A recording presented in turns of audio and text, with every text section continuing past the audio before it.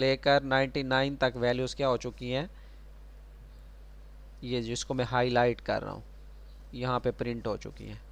Clear? तो इस तरह हम क्या कर सकते हैं, अरेज की वैल्यूज़ को स्टोर भी करवा सकते हैं लूप के ज़रिए और अरेज की वैल्यूज़ को प्रिंट भी कर सकते हैं।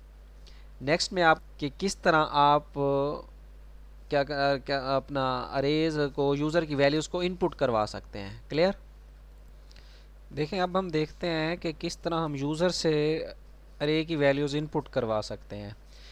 मैंने एक अरे क्रिएट की है, इसको मैंने हाईलाइट किया है, इंट एज न्यू इंट 5। तो एक अरे क्रिएट होगी एज की जिसमें स्टूडेंट्स की एज को स्टोर करवाना चाह रहा हूँ।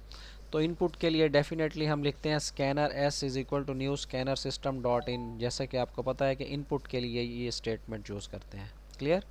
फिर मैंने लिखा enter the ages of 5 students. User को लिखा हुआ आएगा कि 5 स्टूडेंट्स की एज को क्या करें, एंटर करें, और आपने लूप लगा दी 0 से लेकर 4 तक। यहाँ आप लेस देन 5 भी से लिख सकते हैं, या अगर आप लेस देन और इक्वल टू 4 लिखें तब भी ठीक है।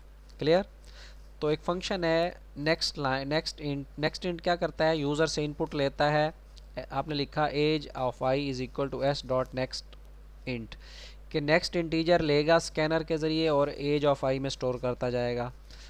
अब हम देखते हैं कि अच्छा जो पीछे हमने प्रोग्राम लिखा है इसको मैं फ़िलहाल कमेंट कर देता हूँ, ताकि हमारा जो अभी फोकस है वो है यूज़र से हमने 5 वैल्यूज़ को इनपुट करवाना है और अरे में स्टोर करवाना है। ये कोड है जो जिसको मैं आपको बता रहा हूँ, ये जो मैंने हाईलाइट कर दिया है। क्लियर? इस लाइन को आप ख़त्म कर दें, इसकी कोई ज़रूरत नहीं है। अब आप प्रोग्राम को रन करें।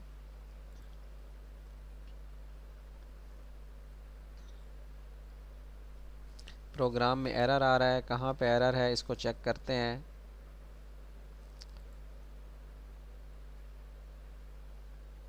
इसको कमेंट करना था, ये कमेंट नहीं हो सका, इसको कमेंट कर दिया। अब प्रोग्राम को रन करें। अभी भी एरर है प्रोग्राम में, क्या एरर है जी इसको देख लेते हैं।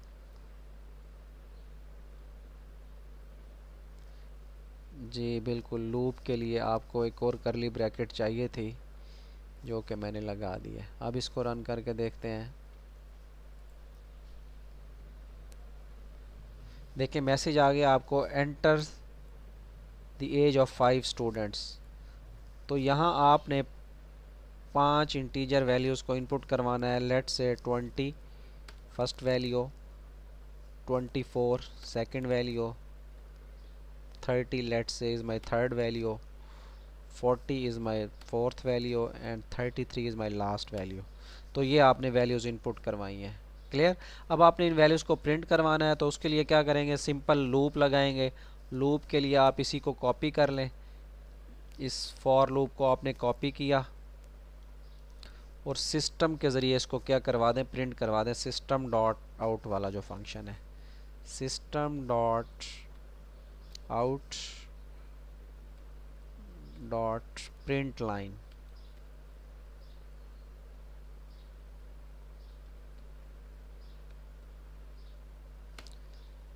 अब इसमें आपने क्या करना है, आपने लिखना है अरे का नाम, लेट से एज, और उसका इंडेक्स लिख दें क्या था जो आपने लूप में यूज़ किया है, आई यूज़ किया है।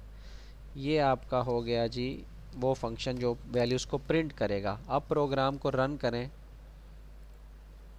प्रोग्राम आपसे 5 वैल्यूज़ मांगेगा, आपने 5 वैल्यूज़ एंटर करनी है।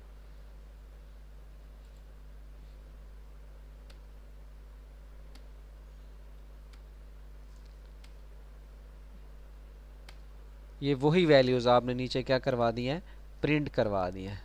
ठीक? यहाँ पे आप मैसेज भी दे सकते हैं ताकि यूज़र को मज़ीद क्लियर आए कि your entered values are this. यहाँ तक क्लियर है आपको? एक चीज़ जो मैं आपको बताना भूल गया हूँ कि आप अरे को इनिशियलाइज़ कैसे कर सकते हैं। ये भी एक बहुत इम्पॉर्टेंट टॉपिक है कि अरेज़ को इनिशियलाइज़ करना। मैं आपको बताता हूँ अरेज़ को इनिशियलाइज़ कैसे करते हैं। उसमें हम थोड़ा सा, ये मेरा जो प्रोग्राम है वो आपको बताया है। अरे को इनिशियलाइज़ करने का सिंपल सा मेथड है। लेट्स से मेरे पास, ये मैंने कोड नहीं लिखना, इसको मैं डिलीट कर देता हूँ। मैंने लिखा int A of I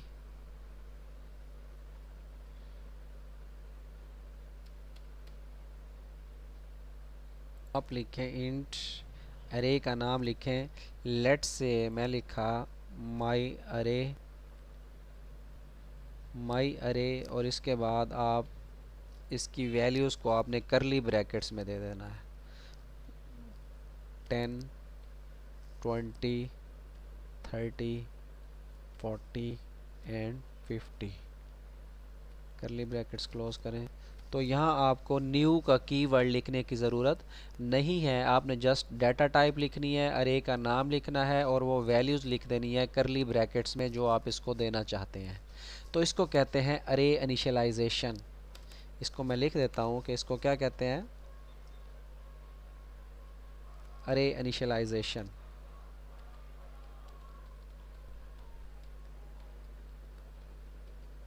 clear. इसको आप कमेंट्स कर दें तो आप इस तरह अरे को इनिशियलाइज भी कर सकते हैं। क्लियर हो गया। अब हम बात करते हैं मल्टी डायमेंशन अरे की। अब हमारा जो फोकस है वो किस पे है, हमारा फोकस इस पे है मल्टी डायमेंशनल अरेज के। मल्टी डायमेंशनल अरेज को किस तरह हैंडल किया जाता है, उसके लिए भी सिंपल सा मेथड है, कोई इसमें रॉकेट साइंस नहीं है।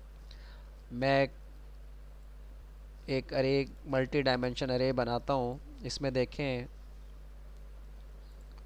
मैंने लिखा, कॉपी मैंने किया वो यहाँ पेस्ट कर दिया, सेमी कॉलन लगाएं।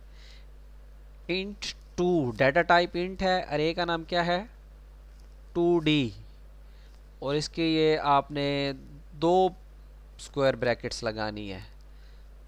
न्यू लिखा, इंट लिखा 4 और 5, या मैं इसको कर देता हूँ आसानी के लिए 2 और 3 कर देता हूँ, यानी कि इस अरे में 2 रोज़ बनेगी और 3 कॉलम्स बनेगी। इस तरह आपकी मैट्रिक्स होती है। क्लियर।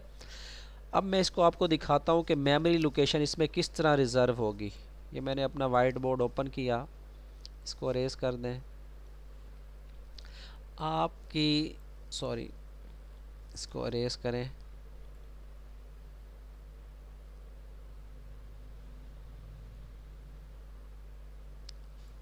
इस तरह का एक रेक्टेंगल बनेगा। इसको ज़रा देखें, 2 रोज़ हैं 3 कॉलम है।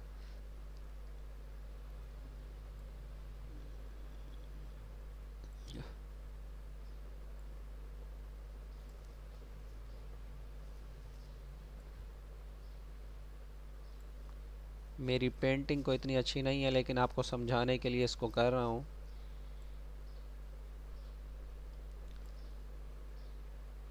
ये 3 रोज़ हो गई, हमें 2 चाहिए थे, इसको थोड़ा सा अरेज कर देते हैं।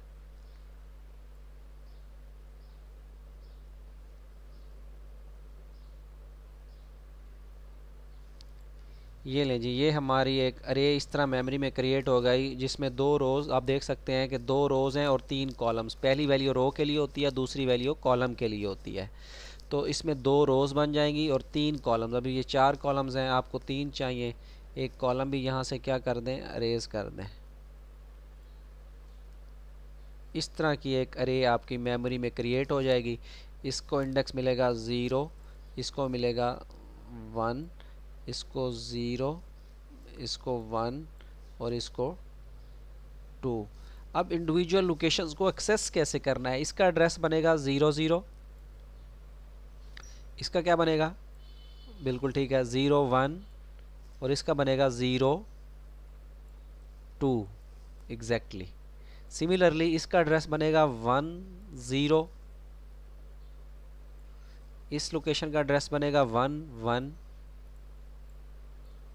और इस लोकेशन का एड्रेस बनेगा 1 और 2। क्लियर।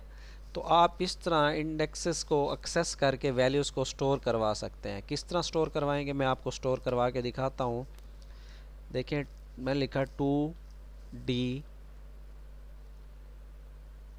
0, जो पहली इसका एड्रेस बनेगा 00, वहाँ पे मैंने स्टोर करवा दिया 10। फिर इसी तरह एरर दे रहा है, देखें यहाँ पे क्या मिस्टेक है।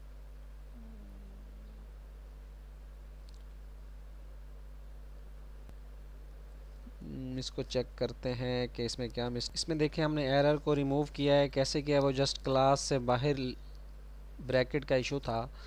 तो इस तरह आप नेक्स्ट एलिमेंट को एक्सेस करना है तो लिख सकते हैं TWOD, नेक्स्ट एलिमेंट क्या है 0 1, 0 एंड 1, इसमें वैल्यू आप स्टोर करवा सकते हैं 20।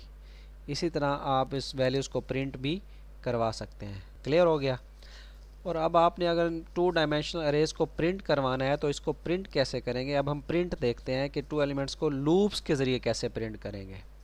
तो लूप्स के ज़रिए प्रिंट करना बहुत आसान है, बहुत आसान है। कैसे करेंगे, आपने जस्ट यहाँ पे 2 लूप्स लगा लेनी है। मैं 2 वेरिएबल बनाता हूँ, let's say int C and I and J ले लेते हैं, I J, 2 वेरिएबल लिए I और J फॉर, यहाँ पे नेस्टेड लूप का कॉन्सेप्ट यूज़ होगा। I is equal to 0, I less than, 2 rows हैं, लेस देन 2 कर दें, I प्लस प्लस, यहाँ पे सेमी कॉलन का मिसिंग है वो दे दें।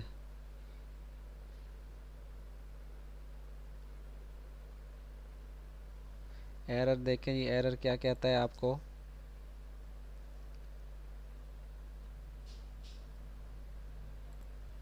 आपने यहाँ पे नहीं लिखा I लेस देन 2, तो ये लूप हमारी कंप्लीट हो गई है। इसको एरर चेक करते हैं कि क्यों एरर दे रहा है। यहाँ पे I आपने 2 बार लिख दिया, इसको ख़त्म करें। अब दोबारा इनर लूप लिखें J के लिए। पहली लूप आप लिखते हैं रोज़ के लिए, दूसरी लिखते हैं कॉलम्स के लिए। J is equal to 0, J less than, columns कितने हैं इसमें देखें 3 कॉलम्स हैं, तो J लेस देन 3, यहाँ पे सेमी कॉलन लगाएं, फिर सेमी कॉलन लगाएं, लिखें J प्लस प्लस, और यहाँ पे आप क्या करें, जस्ट अपनी वो स्टेटमेंट लिखें system dot out dot print line. तो यहाँ पे आप आके अरे का नाम लिखें। अरे का नाम क्या है 2D, TWO2D, पहले लिखें I इंडेक्स, फिर लिखें J इंडेक्स। क्लियर। तो यहाँ पे ब्रैकेट लगाना चाहें तो आप ब्रैकेट भी लगा सकते हैं ताकि आपकी एक इनर एक और आउटर लूप हो जाएगी। तो इस तरह आप मल्टी डायमेंशनल यानी कि 2 डायमेंशनल अरे को अगर प्रिंट करवाना है तो आप 2 लूप्स लगाते हैं। पहली आउटर लूप रोज़ के लिए और इनर लूप किसके लिए, कॉलम्स के लिए। क्लियर। तो ये कुछ अरे के बारे में बेसिक चीज़ें थी जो मैंने आपको बताई हैं कि अरे को डिक्लेयर कैसे करते हैं, इनिशियलाइज़ कैसे करते हैं, वैल्यूज़ को किस तरह इनपुट करवाना है, वैल्यूज़ को प्रिंट कैसे करवाना है। 2 डायमेंशनल अरेज हों तो वहाँ पे वैल्यूज़ कैसे स्टोर होंगी, उनको वैल्यूज़ को प्रिंट करवाने के लिए हमें किस तरह लूप्स की ज़रूरत पड़ती है। तो आई होप कि आपने आज का लेक्चर अंडरस्टैंड किया होगा। अगर कोई भी क्यूरी है तो आप काइंडली मुझे सेंड कर सकते हैं। Thank you. अल्लाह हाफिज़।